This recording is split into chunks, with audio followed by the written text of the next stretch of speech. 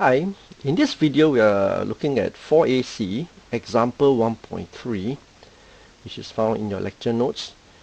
We are given that the frequency of a waveform is 50 Hz. What we want to know is how long would it take for this sinusoidal waveform to pass through an angle of 60 degrees. So how do we find out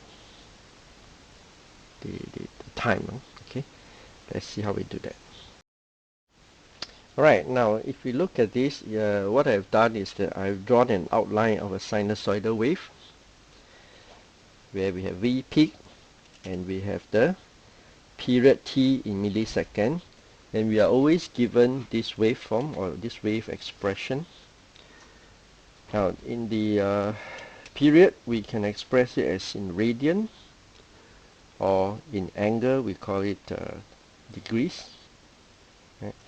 So if before we can continue to calculate what is the time it takes. Now the time it takes to for the waveform to reach a certain angle, we have this formula.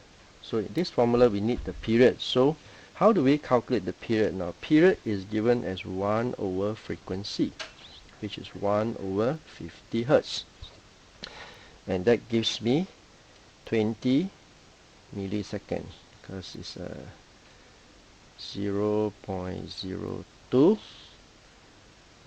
seconds, right?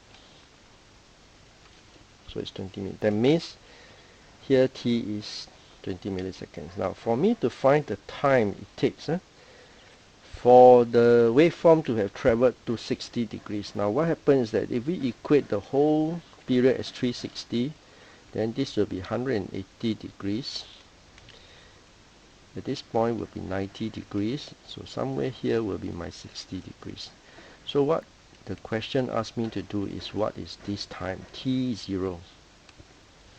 So how do we find t0? Now t0 is actually, if I go by angle, I can calculate it from what is the angle I want to reach, which is 60 degrees, divided by 360 degrees, which is equate to 1 period, multiply by the period t. In this case I will have 1/6 times 20 milliseconds.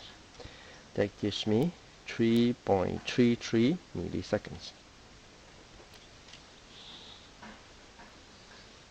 Okay, so basically I'm just converting the cycle wherever this position is to the 360 degrees units of measurement. Right? I hope you will learn something here today. This question can be found, this example can be found on your lecture note, page 13. Bye. See you.